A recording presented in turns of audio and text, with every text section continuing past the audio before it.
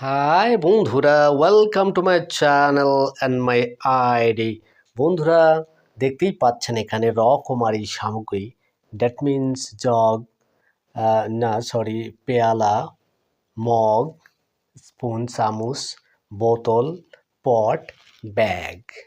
সাধারণত এই এই পরিমাপক বস্তুগুলোর ভিতরে যে নাউনগুলো অবস্থান করে, যে জিনিসগুলো অবস্থান করে, সেগুলো বন্ধুরা সাধারণত গণনা করা যায় না, ওজন করতে হয়। যেমন এটার ভিতরে আপনারা দেখতে পাচ্ছেন চিনি, সুগার। সুগার সুগার কিন্তু বন্ধুরা আহ খাইতে ইচ্ছা করছে, খুবই মিষ্টি হয়। আমাকে মাঝে মাঝে মিষ্টি ভাল লাগে। তো বন্ধুরা, সুগার কিন্তু গণনা করা যায় না, ওজন করতে হয়, তাই না? তাহলে এই সুগার কিন্তু এই পটের ভেতরে রয়েছে। এই সুগার কিন্তু ওজন করা যায় না। আর যে নাউনগুলো, মানে যেসব জিনিসের নামগুলো ওজন করতে হয়, গণনা করা যায় না, সেগুলো আনকাউন্টেবল। অনুরূপভাবে এখানে যদি আমরা চা বা পানি রাখি, এখানে যদি আমরা পানি রাখি, এখানে যদি আমরা অন্য কিছু রাখি, তাই না? চামচের মধ্যে যদি আমরা কিছু রাখি, এই রকম জিনিসগুলো বন্ধুরা আনকাউন্টেবল হয়, আর এগুলো গণনা করা যায় না। কিন্তু আমি বন্ধুরা আজকের এই ভিডিওতে যে জিনিসটি দেখাবো, সেটি হলো যে আনকাউন্টেবল নাউনকেও গণনা করা যায়। হ্যাঁ, আপনি এখন বিশ্বাস করবেন না, একটু ধৈর্য ধরে ভিডিওটি ক্যারি করুন। 2-3 মিনিটের ভিতরেই আপনি বুঝে ফেলবেন যে কিভাবে আনকাউন্টেবল নাউনগুলোকে কাউন্ট করা যায়, মানে গণনা করা যায় বিশেষ এক পদ্ধতিতে। বন্ধুরা, আনকাউন্টেবল নাউনকে আমরা আজকে এই ভিডিওর মাধ্যমে প্রমাণ করে ছাড়বো যে আনকাউন্টেবল নাউন কিভাবে কাউন্টেবল হয়ে থাকে। আমি সুগারের পটটাকে আমি এই বগলের আর্মে এভাবে রাখলাম, ক্লাসটা যাতে ভালোভাবে বুঝিয়ে দিতে পারি বন্ধুরা। তো চলুন, যেমন আমি কয়েকটা শব্দ এখানে উদাহরণ হিসাবে নিয়েছি বন্ধুরা। যেমন দেখুন, ওয়েল মানে কি? তেল। ওয়াটার মানে পানি। হানি মানে মধু।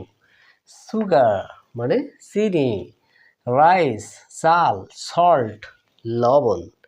আরও আমরা অনেক কিছু নিতে পারি, যেমন বাতাস, চা, হ্যাঁ, আরও ইত্যাদি ইত্যাদি। আপনারা অসংখ্য শব্দ নিয়ে আসতে পারেন। আমি বুঝানোর খাতিরে বন্ধুরা কিভাবে এই নাউনগুলোকে কাউন্টেবল করতে পারি। দেখুন, এই শব্দগুলো কিন্তু একটাও গণনা করা যায় না, ওজন করতে হয় বা পরিমাপ করতে হয়। তো বন্ধুরা, যদি নাউনকে গণনা করতে হয়, আনকাউন্টেবল নাউনকে যদি গণনা করতে হয়, তাহলে এই আনকাউন্টেবল নাউনের সামনে না এই রকম পরিমাপ বাচক, দেখুন কাপ একটা পরিমাপ বাচক, বোতল একটা পরিমাপ বাচক, এই যে বোতলের ভিতর দেখেন অর্ডার আছে। মগ মগ একটা পরিমাপ বাচক। এই যে ব্যাগ, এই যে দেখতে পাচ্ছেন ব্যাগ, ব্যাগ একটা পরিমাপ বাচক, তাই না? এই যে পট একটা জার, এগুলো পরিমাপ বাচক। বস্তা, এগুলো পরিমাপ বাচক, তাই না? স্পুন। তাহলে আমরা ওই আনকাউন্টেবল নাউনটার সামনে যদি এই পরিমাপ বাচক শব্দ অফ, প্রিপোজিশন অফ দিয়ে যুক্ত করে দিই বন্ধুরা, তাহলেই কিন্তু কাউন্টেবল হয়ে যায়, মানে গণনা করা যায়।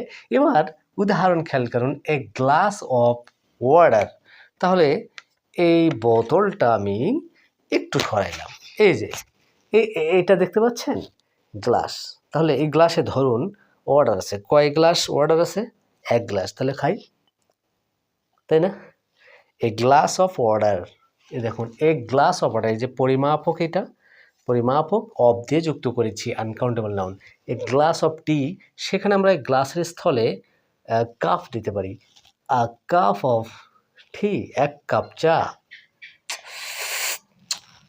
1 কাপ চা, তাই না? আবার দেখুন 2 মাগস অফ হানি, আবার 2 মগ যদি মধু হয়, 2 মগ মধু, তাহলে দেখুন 1 মগ। 1 মগ মানে কি? মাগ অথবা 1 মাগ, ঠিক আছে? 2 মগও হতে পারে। তাহলে এই যে 2 মগ, 1 মগ, এগুলো দিয়ে কিন্তু পরিমাপ বোঝাচ্ছে, এক বা বহু বছরের ধারণা প্রকাশ করছে, অর্থাৎ গণনা করা যাচ্ছে। এই পদ্ধতিতে আনকাউন্টেবল নাউন কিন্তু কাউন্টেবল হয় বন্ধুরা। তো উদাহরণগুলো খেয়াল করি। এ স্পুন অফ সল্ট, আমি একটু বোতলটা কোলে নেই। এ স্পুন কোনটা বন্ধুরা? এই যে চামচ, তাই না? এই যে আমি ধরুন লবণের পট থেকে লবণ বের করলাম। স্পুন অফ সল্ট, তাহলে সল্ট কিন্তু লবণ কিন্তু গণনা করা যায় না, কিন্তু বন্ধুরা বললাম 1 চামচ লবণ।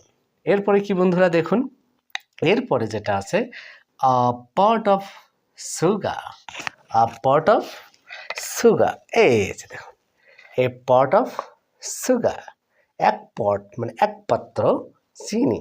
কি বন্ধুরা, তাহলে এই পাত্রটা হলো পরিমাপক একটা বস্তু বা কি বলবো যে উপায়, তাহলে সেটা অফ দিয়ে যুক্ত করলেই পরিমাপক হয়ে যাচ্ছে সুগারটা।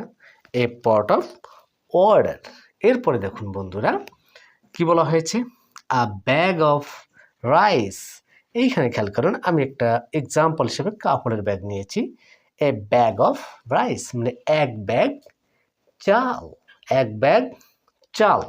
এরপরে দেখুন বন্ধুরা এ বটল অফ ওয়াটার, এই দেখুন এ বটল অফ ওয়াটার, পানি দেখা যায়, দেখা যায় বন্ধুরা, পানি খাবেন? আচ্ছা, এ বটল অফ ওয়াটার মানে 1 বোতল পানি। এভাবে বন্ধুরা দেখুন আমি পরিমাপক যন্ত্রগুলো দিয়ে কি করলাম, আনকাউন্টেবল নাউনগুলোকে কাউন্টেবল করলাম বন্ধুরা। তাহলে এই যে কাপ, মাগ, স্পুন, এই যে পট, এই যে ব্যাগ, বস্তা ইত্যাদি পরিমাপকের নাউনগুলোকে অফ দিয়ে যুক্ত করলে সেই আনকাউন্টেবল নাউনগুলো কাউন্টেবল হয়ে যায়। আমি যদি বলি 1 বালতি পানি, তাহলে কি বলবেন বন্ধুরা? A bucket of water, a bucket of water, তাই না? এ বাকেট অফ ওয়াটার, 1 বালতি পানি। যদি বলি 1 বস্তা ধান, তাহলে কি বলবেন? A sack, a sack of paddy, 1 বস্তা চাল, আ স্যাক অফ রাইস। এভাবে বন্ধুরা আমরা আনকাউন্টেবল নাউনগুলোকে কাউন্টেবল করতে পারি এইরকম পরিমাপক নাউনগুলো বা পাত্রগুলো বা মেজারমেন্টের যে ওয়েগুলো, সামগ্রীগুলো, সেগুলোর সাথে অবযোগ করি বন্ধুরা। আমি সংক্ষেপে সূত্রটা লিখে দিয়েছি বন্ধুরা। সংখ্যা মানে কি, যে এ বা 2, AN2 এগুলো হচ্ছে সংখ্যা, বা 1 2 3 4 হতে পারে। আর তারপরে পরিমাপক যে যন্ত্র বা বস্তুটা থাকবে, যেমন মগ, জগ, স্পুন, বস্তা, ব্যাগ ইত্যাদি পরিমাপক নাউনগুলো। এরপরে অফ, তারপরে আনকাউন্টেবল নাউন, ইউসি মানে আনকাউন্টেবল নাউন, যা আমরা উদাহরণে এতক্ষণ দেখলাম বন্ধুরা। আশা করি আনকাউন্টেবল নাউন কিভাবে কাউন্টেবল হয় আজকের এই ভিডিও থেকে আপনার একটা সুস্পষ্ট ধারণা পেয়েছেন। বন্ধুরা, শিক্ষণীয় ভিডিও আপনাদের জন্যই তৈরি করে থাকি এবং আপনারা শিক্ষার আলোকে ছড়িয়ে দেবেন সকল বন্ধুদের মাঝে, এবং শিক্ষা বিষয়ক ভিডিও যাতে আরও আমি করতে উৎসাহিত হই, আমাকে বেশি বেশি করে আপনার মূল্যবান মতামত কমেন্ট বক্সে জানিয়ে উৎসাহিত করবেন বন্ধুরা। আর আপনার একটা মূল্যবান মতামত আমাকে কিন্তু অনেক অনুপ্রেরণা যোগায়। বন্ধুরা, ভিডিওটি যদি ভাল লাগে আপনার টাইমলাইনে, আপনার গ্রুপে, আপনার বন্ধুদের মাঝে ছড়িয়ে দিবেন। আজকের এই ভিডিওটি এখানেই সমাপ্ত ঘোষণা করছি। দেখা হবে অন্য কোনো ভিডিওতে। ততক্ষণ পর্যন্ত ভালো থাকবেন। আল্লাহ হাফেজ, বাই বাই।